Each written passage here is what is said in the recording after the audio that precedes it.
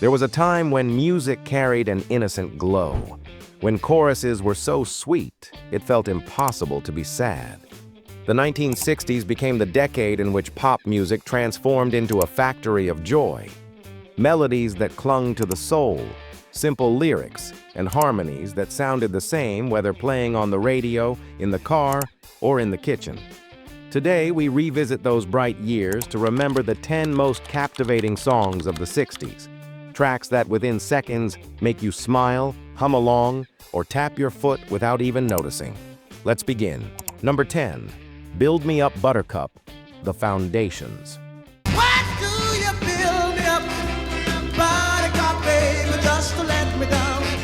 In 1968, while rock flirted with psychedelia and deeper messages, The Foundations reminded everyone that pop could still shine with simplicity.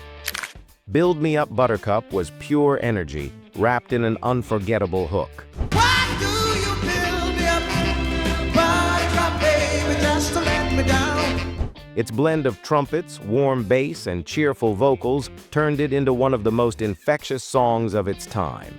You couldn't escape it at weddings, parties, or TV shows.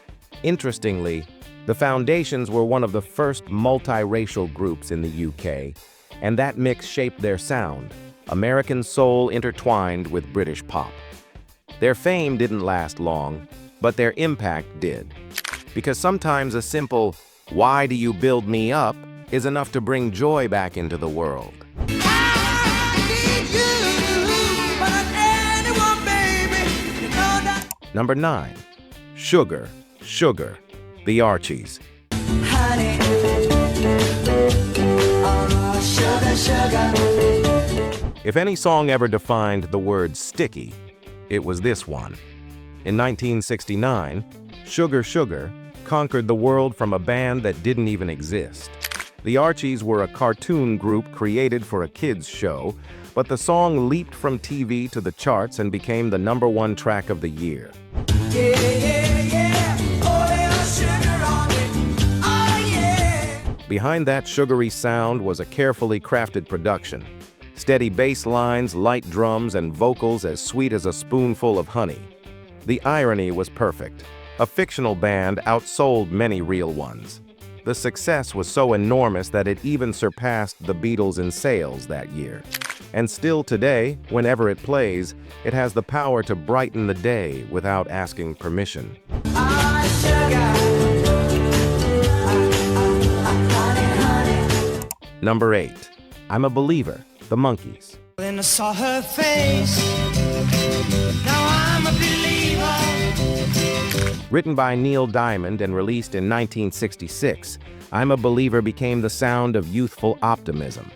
The Monkees began as a TV project, yet their success quickly exceeded the small screen. When this song came out, it sold over 10 million copies and became the best-selling single of 1967.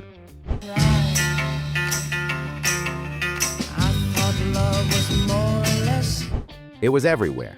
Cars, dances, every radio station. Its melody carried a special charm, a glow that made everything feel possible. Even now, more than half a century later, when I'm a Believer starts playing, it's hard not to sing along, even if you don't know every word. That's the true power of a catchy song, the kind that sparks joy without needing an introduction. When I saw her face, now I'm a believer. Number 7. Dizzy, Tommy Roe. Dizzy, I'm so. Tommy Roe had already found success with Sheila, but in 1969 he took bubblegum pop to a new level with Dizzy. From the first note, it feels like an emotional roller coaster, spinning horns, bright guitars, playful percussion. Then I held you close to me and kissed you, and my heart began to melt. The title couldn't be more accurate. Dizzy, Love Struck, completely swept up in teenage passion. Roe was one of the few American artists able to compete with the British sound dominating the world. The song hit #1 in both the US and the UK at the same time, an achievement few reached. And although his career never rose that high again, Dizzy remains a snapshot of that cheerful innocence that defined the late 60s.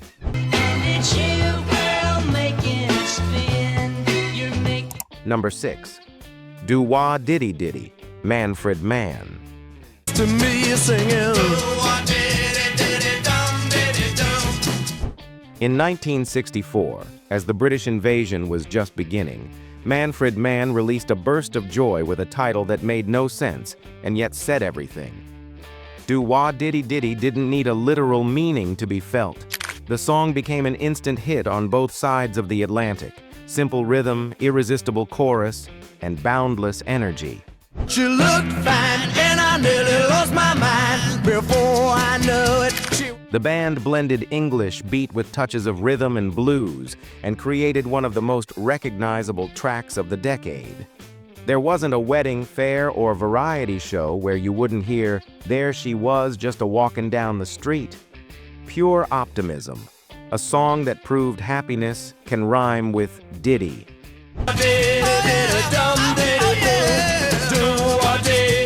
Number 5. Love Grows, Where My Rosemary Goes, Edison Lighthouse.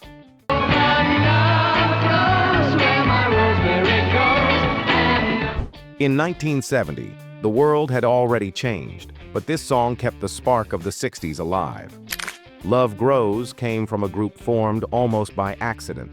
Studio musicians, an unknown singer, and a melody that seemed to float on its own.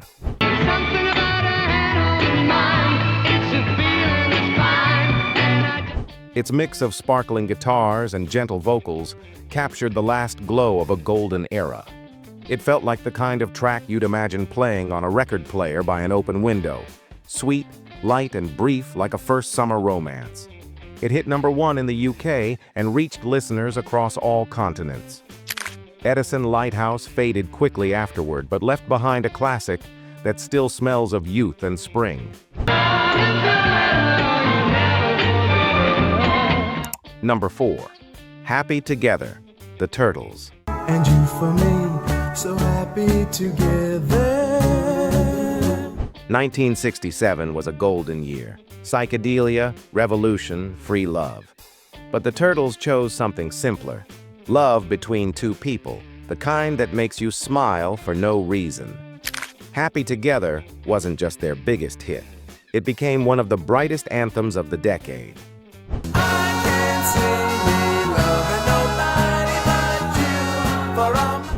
The song had been rejected by more than a dozen artists before reaching them, but in their voices it found the perfect balance of tenderness and pop precision.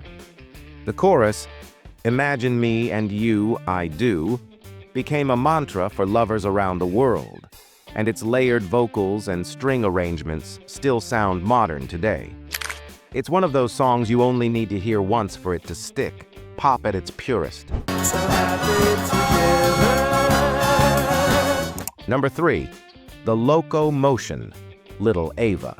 Come on, baby, do the locomotion. I know you get to like it if... Few songs capture the early 60s spirit as well as this one. The Locomotion emerged in 1962, written by Carole King and Jerry Goffin for their babysitter Eva Boyd. Ava had never recorded professionally, but her fresh, spontaneous voice made the track an instant success. A little bit of rhythm and a lot of soul. Come on, come on. You couldn't stand still.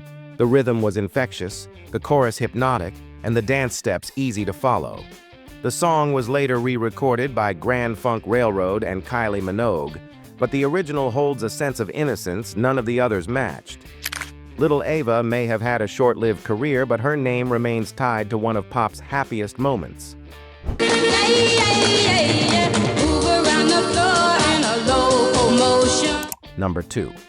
Knock 3 Times, Tony Orlando and Dawn. Knock 3 times on the ceiling if you want me. At the start of the 70s, when pop was searching for a new direction, Tony Orlando struck gold with simplicity. Knock 3 Times tells the story of a man asking the neighbor he loves for a sign. 3 knocks on the ceiling for yes, 2 for no. Oh, I can hear the music playing. I can feel your body. A simple idea, yet brilliant. Its upbeat tempo, lively vocals, and fun percussion turned it into a worldwide hit. For weeks, it topped the charts and sparked a cultural moment. People actually knocked on tables when it played. A song that proves simplicity can be the strongest tool. Fun, universal pop. Oh, my darling, knock 3 times on the ceiling if you want me. Number 1. It's My Party, Leslie Gore. It's my party and I cry if I want to cry. And we end with a classic that defined an entire generation.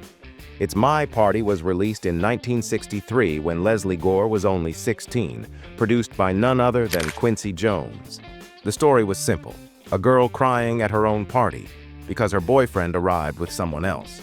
Why was he holding her hand when he's supposed to be mine? But beneath the teenage heartbreak was something deeper, a voice that showed vulnerability without losing strength.